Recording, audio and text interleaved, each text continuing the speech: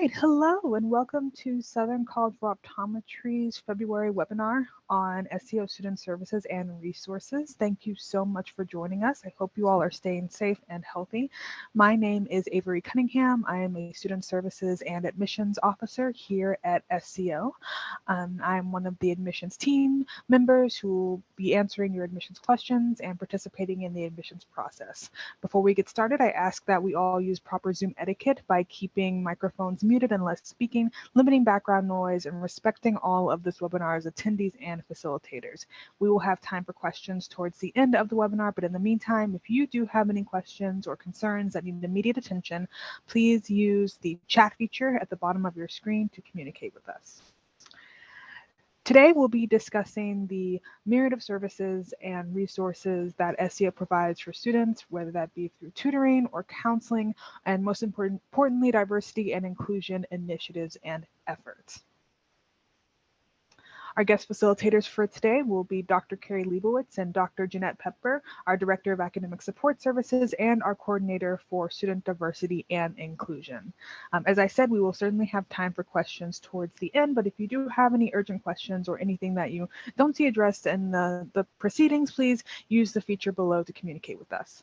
Again, this webinar is being recorded and will be free and available to view starting next week on our website.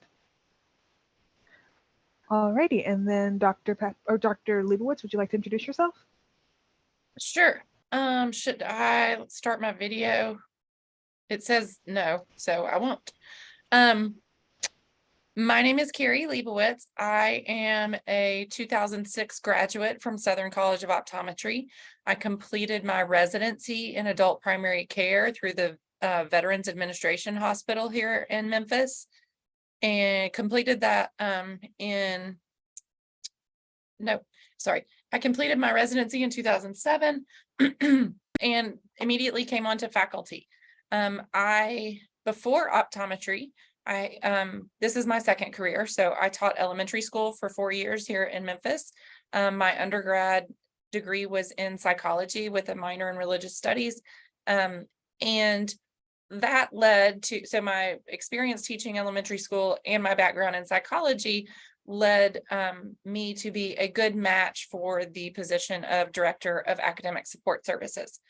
Because I do have an education background, I understand aspects of difficulties with learning that are not necessarily part of your optometric training. So I do take advantage of my first career in that way. I have been in the position that I am in since 2017, so for some number of years. I teach first year theory and methods classes, the didactic classes. I'm in the labs, and then a good portion of my day is spent in academic support services, which means that I help students who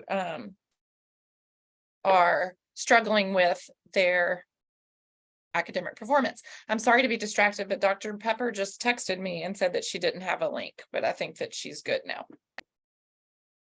I'm assuming she's good now.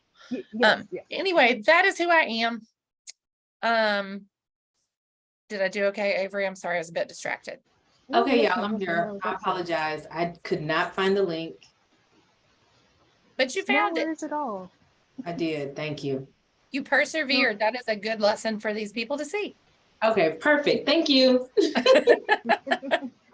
Yes, ma'am. Well, Dr. Pepper, would you mind introducing yourself? Girl, I cannot hear. Hold on.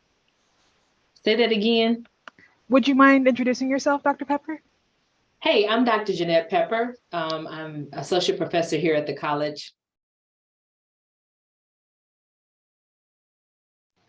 Okay, wonderful. All right. So then I will go ahead and turn it over to you both, talking about tutoring to start off with, and then just let me know when you're ready to queue up the next slide. Okay, great. So I'll take this one, obviously, because this falls directly under academic support services. The tutor program, I will brag on our students, though, is mostly, I would say 95% student run. So tutoring, obviously, is the title of this slide. The question at the top is what support services are available to students experiencing academic challenges. Tutoring is the go-to solution for a first-time person who's struggling, meaning we're going to start with the easiest solution. If that helps, then fantastic. If not, then we can move on to more complex interventions. But the easiest and the most commonly utilized is our tutoring services. So what happens with tutoring services is that, and I'm probably going to answer a couple of these questions all in one big spiel. But a student can request a tutor for any course at any time for any reason. You do not have to be in danger of making a C or in danger of making a D or anything like that. You could be making a B and wish that you were making an A. There could be a particular concept in a class that you're having trouble with, and you can meet with your tutor about that. So tutoring is available to any student at any time for any class. They simply go online and request via an online survey for the semester that we're in, the class that they're requesting for, and any specific notes that they have. I then have a student coordinator who matches the tutor request with tutors that are available. So let's talk about who the tutors are really quickly. The tutors are going to be upperclassmen. So if you're a first year, you're going to be receiving tutoring from it could be a second, third, or fourth year. But if you're a second year, it'll only be a third or a fourth year, and so forth. So it's people that have been through the course that you're seeking additional support from before. The reason that it is beneficial to the student receiving tutoring is obvious. I need a little insight on this course. I need to maybe get some advice from you on how you organized your studying, or I need a little help with a specific concept. For the upper class person, the tutor, the benefits are twofold. Number one, they get paid. So they get federal work study dollars so that they are paid for the time. However, the person receiving the tutoring does not have to pay. So it's a free service for the person receiving the tutoring. The tutor receives federal work study dollars. They also get to revisit material that they will most likely be seeing again on national boards come that time in their educational career. And so it's really a win-win for both scenarios. So we have a ton of tutoring that goes on. And again, it's probably not what you are used to a tutoring program looking like in undergrad. Okay, so I answered 1, 2, and 3. What resources are available for students who struggle with test anxiety? Several resources. We have, first of all, we have faculty advisors for every student. So you will have a faculty advisor that is in charge of you in a smaller group of students. You can always go to that professor and ask how they handled test anxiety, meaning you can seek advice from your already established support group, which would include your faculty advisor, your big SIB, which is going to be an upperclassman that again has been through what you have been through. And we also encourage our students to reach out to their classmates because no one understands what you're going through like those around you. So again, you'll notice that my trend is to start with the simplest intervention. And so we will guide a student towards those things. I also give advice in class and in class meetings about test anxiety. But if your test anxiety is not that easily addressed, which is perfectly okay, then we have other resources as well. We do have counseling resources available to our students in multifaceted ways. We have a student assistance program called Concern, which is a company that handles not only our students' counseling needs, but those are of our employees, staff, and employees, including staff and faculty.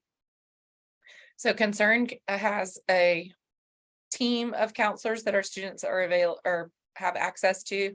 And we have recently added to our counseling services a 24/7 telehealth module of counseling for our students specifically.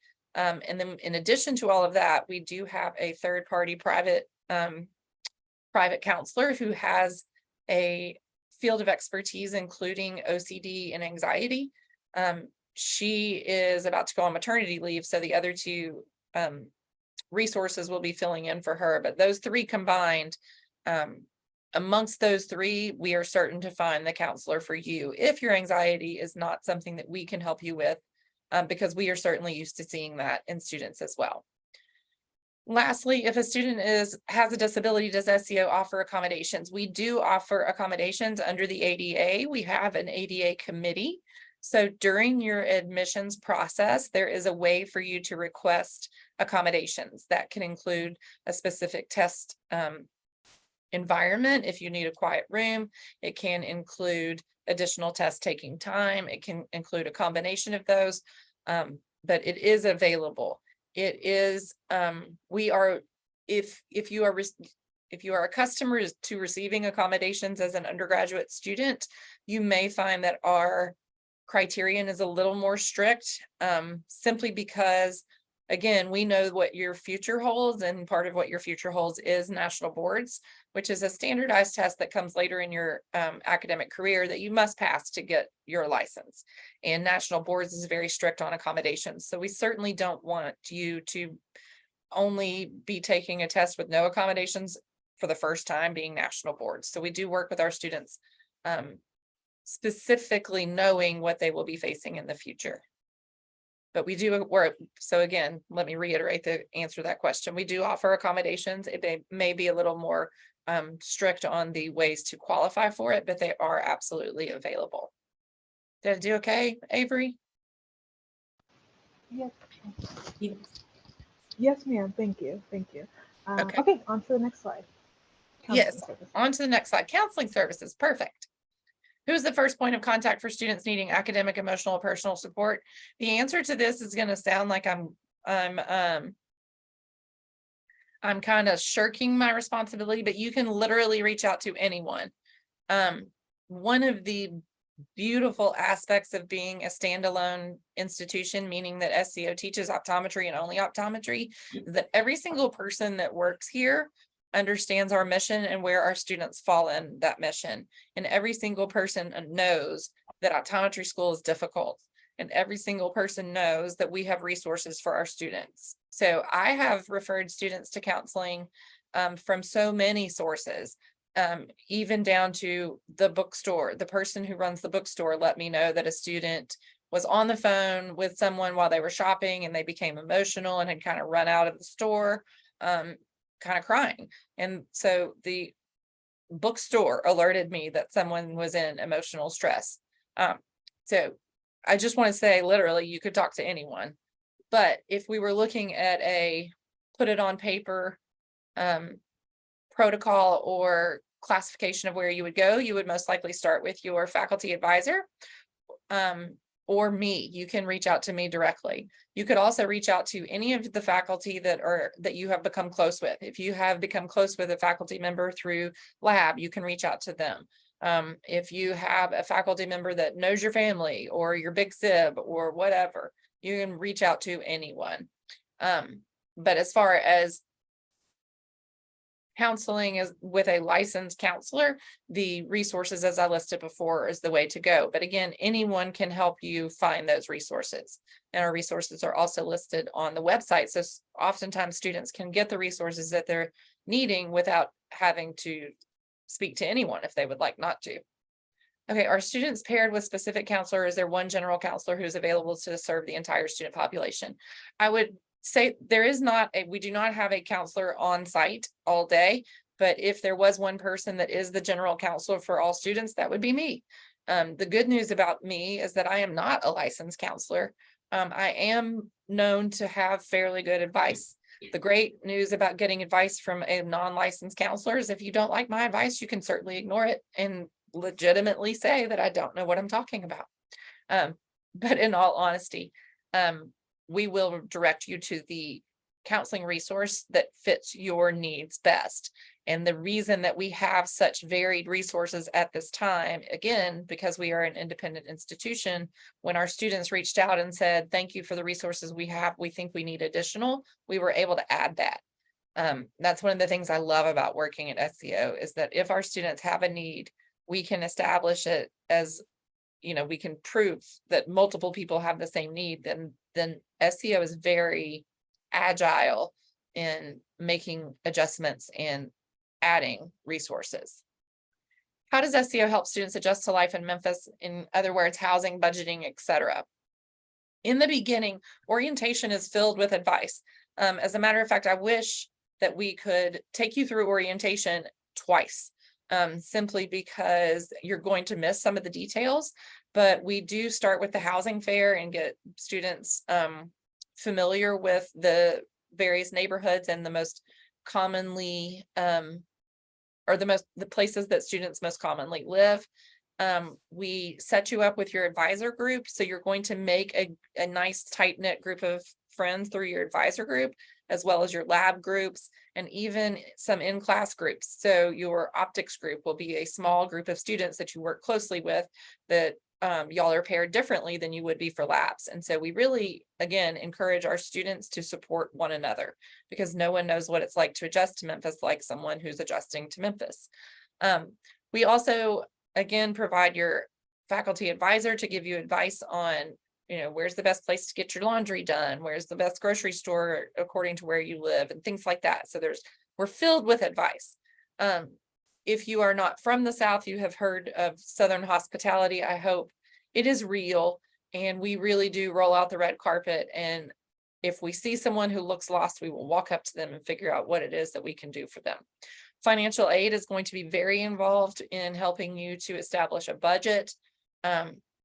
Basically, you're going to have a go-to point person for every aspect of your life on campus.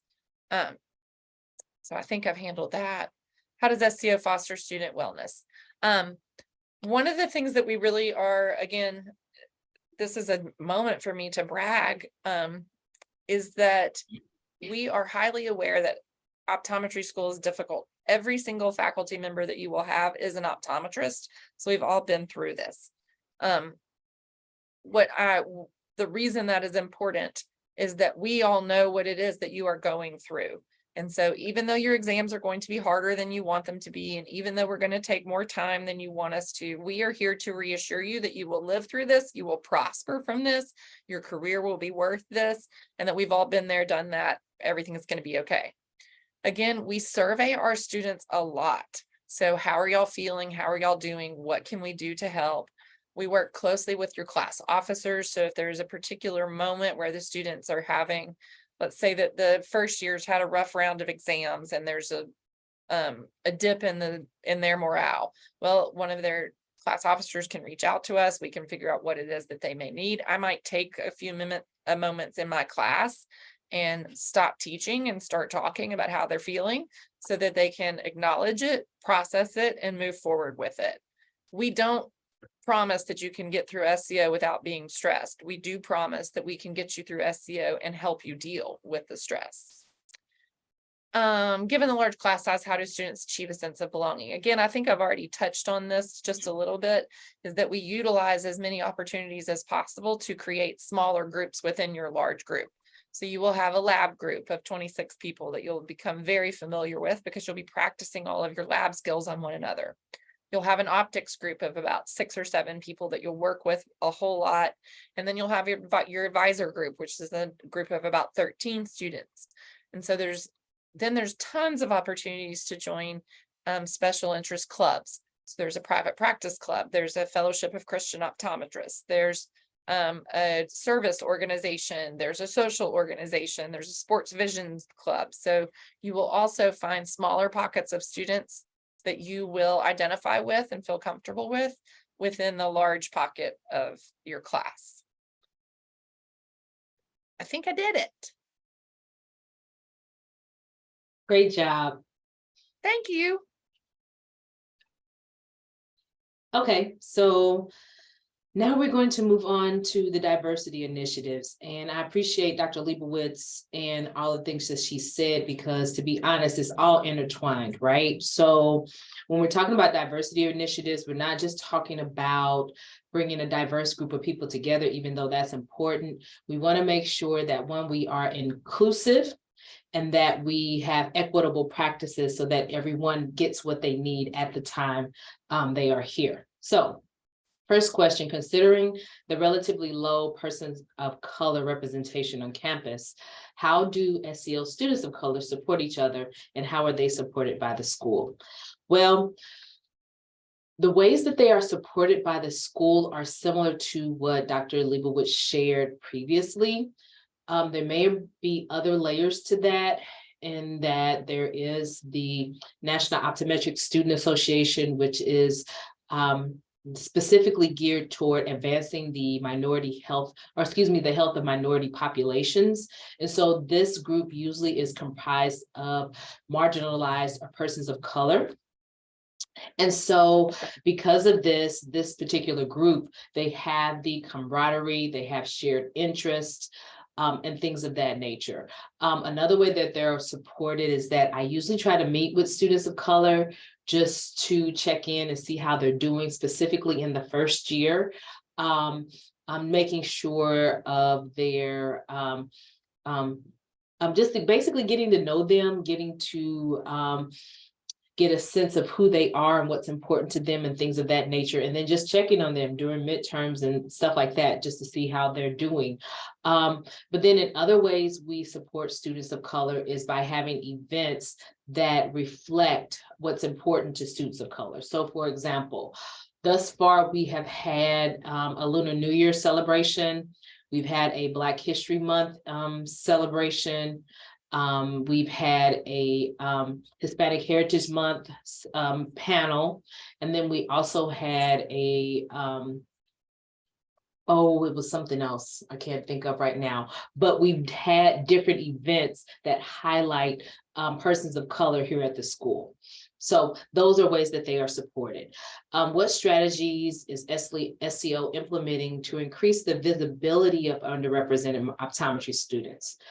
Well, let me tell you this. One thing SCO does have very well is a communications department. And that communications department is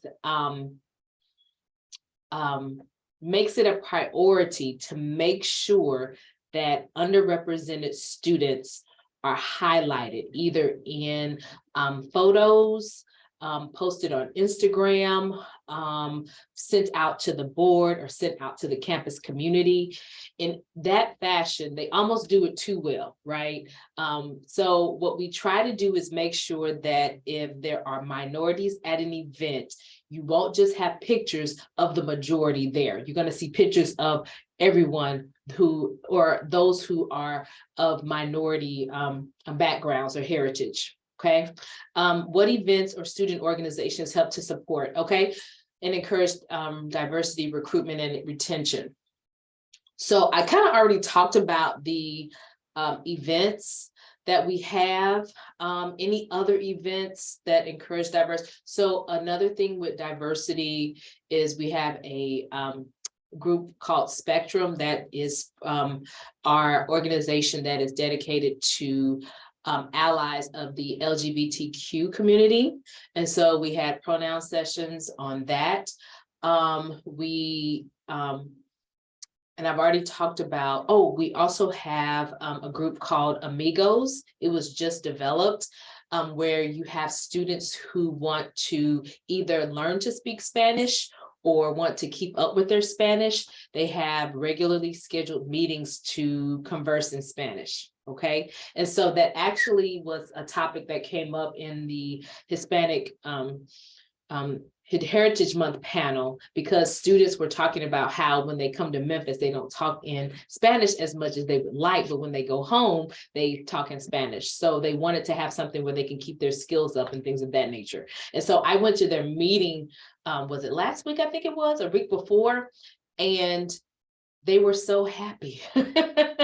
I was so excited because they were able to have a moment where they could connect with not only their heritage, but share it with others. Okay, so I thought that was awesome. What is SCO doing to address the lack of representation among faculty and staff? Well, one thing SCO has done is we have forged a relationship with Latino Memphis, which is a group dedicated to Latinos in Shelby County and in West Tennessee. And so we've actually had some trouble forging that relationship, but this year we were finally able to connect with that particular group to not only get our job opportunities to that particular group, but also we connected with our community outreach director to see if we can get community outreach events with that particular organization. So I'm really proud about that. If you're not familiar with the demographics of Memphis, Tennessee is about 65% African-American or Black, about, 20 some odd percent white, and then like 12% Latino, and then maybe about 4% Vietnamese. I'm trying to see if that adds up to 100 in my head, but I can't right now. But that gives you a good general idea of that. And so to look at that and look at the community that we serve, our staff makeup, to be honest, is pretty diverse. We do need more Vietnamese and Latino representation. So that's why I'm so appreciative of the connection with Latino Memphis. Regarding faculty, so we are involved with, or I am connected with the American Schools and Colleges of Optometry. I'm the chair of the Diversity and Cultural Competency Committee. And through that committee, we have a faculty diversity initiative. And with this particular initiative, we have residents who have expressed interest in being faculty members, but they are minority residents. And so we try to mentor them into becoming faculty members. So that's an indirect way, to be honest with you, that we are connecting or trying to get underrepresented faculty on campus. It's usually by word of mouth, but I will agree that this is an area where we can do a little bit more in our strategy to prioritize that. Next, how does SCO cultivate relationships with diverse students? Now, Avery, help me out here with this particular question. Do you mean diverse students who are on campus or diverse students who are prospective? Both, if that applies. Did somebody hear her? I have trouble hearing her, but I think she said both. Yes, both. Of course you would, Avery. Of course you would. Well, I thought I kind of discussed the cultivating relationships with diverse students in the previous questions. I will say that the way we do that with prospective students is that when they come on campus, and we have their faculty interviews. One thing that we instituted this year is that I come up to speak to the students to let them know that we have a diversity, equity, or diversity and inclusion officer at the college. And I talk about the campus culture and how we want to be as welcoming as possible and have them to bring their whole selves to campus. And if they had any questions about the atmosphere or the culture of the college, that they should contact me. So that is one way we try to foster that relationship so that they know that it's important. Other things that I may do is reach out to the students via email or what have you, just to see if they had any questions, specifically if I'm not on campus when they're having their applicant interviews and stuff like that.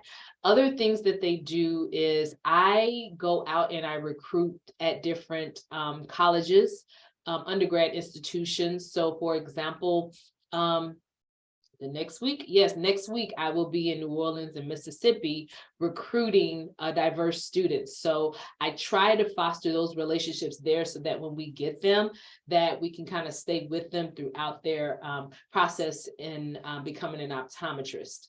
Also, we have a summer program called Eye on Success, which is a summer program that is dedicated to minority students, and it's an on-campus program. It's about less than a week, maybe 3, maybe 4 days total, where you get immersed in the optometric experience or the optometric education experience. And so with that, I develop relationships, students develop relationships with prospective students, and those relationships stay for years. I currently teach a few of my former Eye on Success students, and I just ask them how they keep up with each other and stuff, and they do group chats and things of that nature, or they'll check on me and say, hey, Dr. Pepper, how you doing? We miss you, yada, yada, yada. So that's one way, or those are several ways where we try to cultivate those relationships.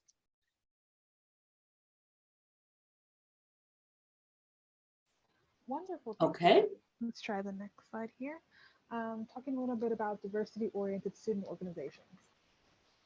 Okay, so we have organizations that are highlight or focus on groups who may be marginalized. So the first one is Gamma Omicron, which is a organization dedicated to women in optometry. We have the National Optometric Student Association, which I mentioned, and we have Spectrum, which I mentioned. Gamma Omicron is interesting because even though optometry has majority students in the pipeline, meaning that optometry students, most optometry schools are majority female. In the leadership positions is still heavily male. So this organization highlights women who are, to be completely honest, doing the doggone thing. They are leaders, they are movers, they are shakers. And so it's highlighting that, yes, this is the path they talk and this is the way you could do it. Our next goal is to have, well, I'm in the works of having a doctor who is the president of a board, and she has her own childcare clinic on top of running an office, an optometric office. So I'm excited about that. We're doing that for Women's History Month. All right, and then there's the National Optometric Student Association. We already talked about that. They do different activities throughout the year. What's interesting is February is pretty busy for them because they have a, what is it? A fundraising thing for Valentine's, and they have a Black History Month event. So this past Black History Month, they had the very first Black female optometrist in education who is a professor, and that was Dr. Betty Harville. So they were excited about that. And then we have Spectrum as well, which is dedicated to our LGBTQ students, not the ones that just identify as that, but the ones who are actually allies to that organization as well.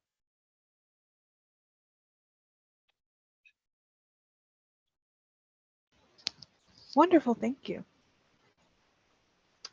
Alrighty, and would either of you like to talk a little bit about inclusion efforts? Okay, so how does SCO demonstrate its commitment to enhancing and ensuring diversity and inclusion? Well, one big thing SCO has done is we are developing our strategic plan for the institution. So in doing that, we ensure that the goals of the college will infuse DE&I into their next steps for the next 5 to 10 years. Okay, so that's one way SCO demonstrates its commitment to ensuring diversity and inclusion. The other question you have is, has SCO publicly committed to causes such as Black Lives Matter and marriage equality? Well, I will say that regarding Black Lives Matter, when 2020 occurred and everybody was feeling dis-ease with all of the civil unrest that was occurring, what Southern College of Optometry embraced was one of our students had a design that basically had the Black fist in different skin colors, and it said that I see you. So what SCO did was made that particular graphic from the student into pins that people could wear, that publicly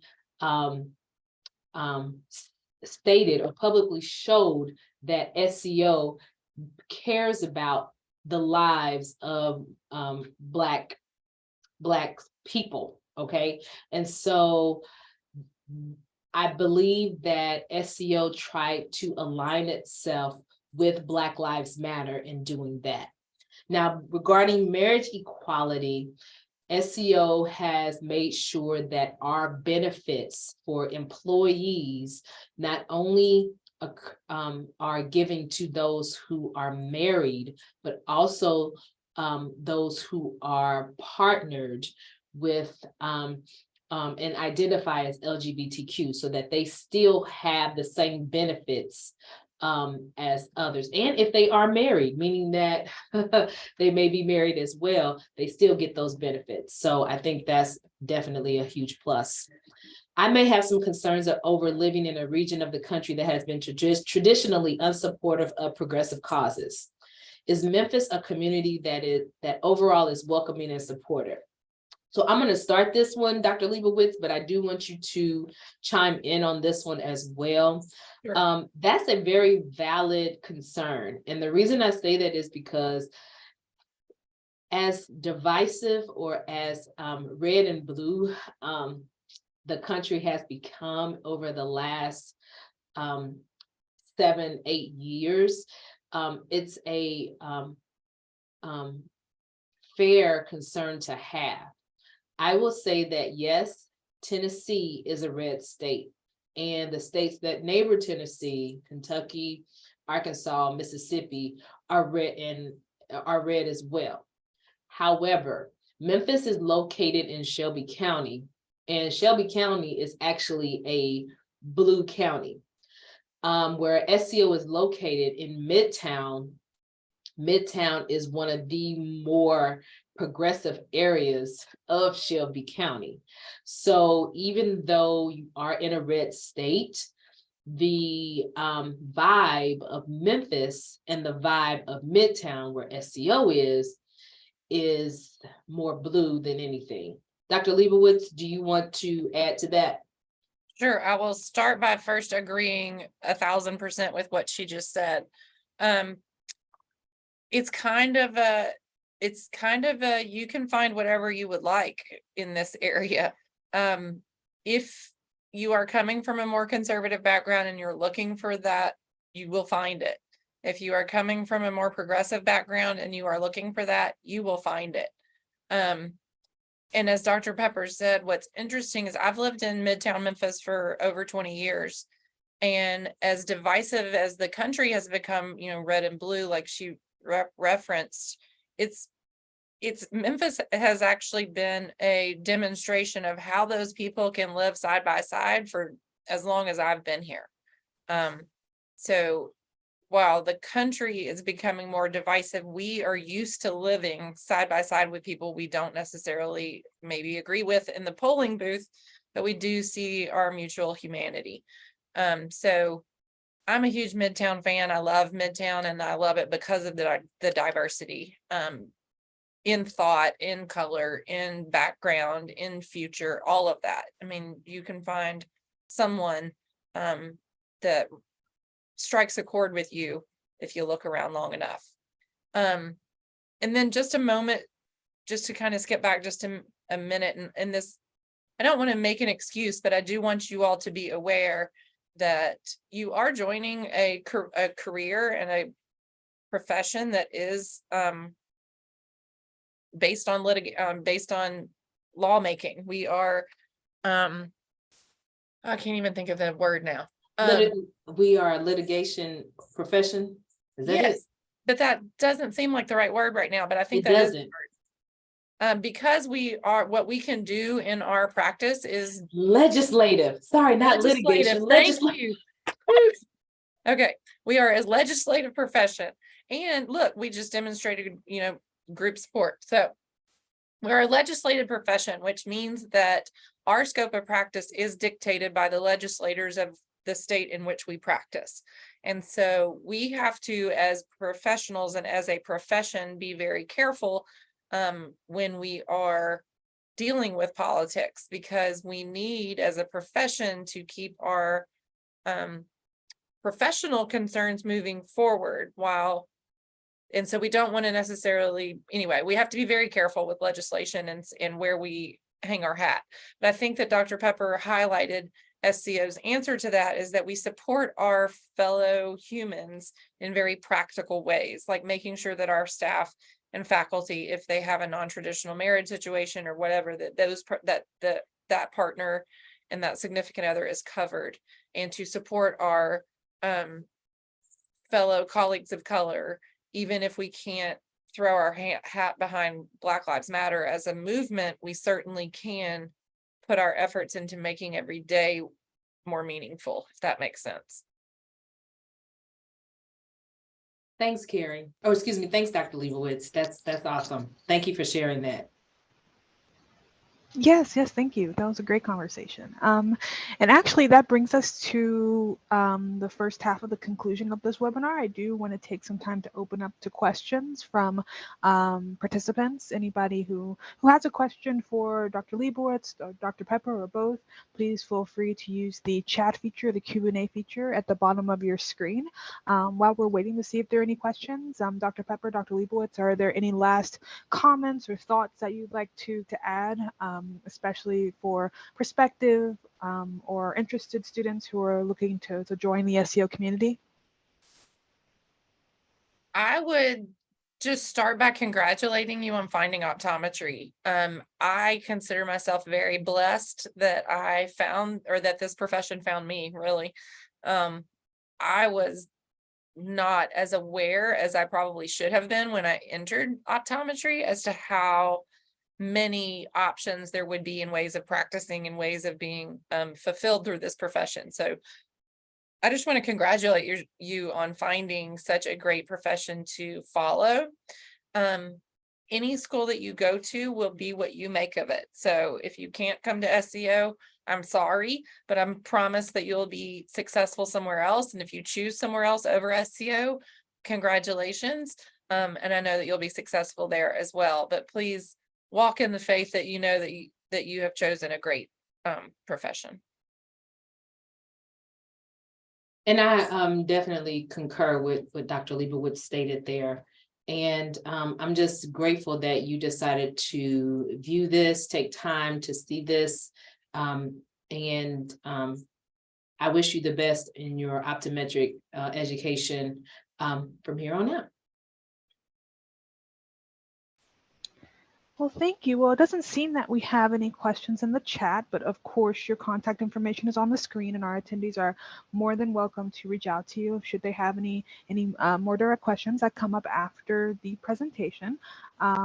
So let me say that this brings us to the end of our webinar. I know we've covered a lot of information this morning, but I hope the experience has been of assistance as you all start on your optometric journey.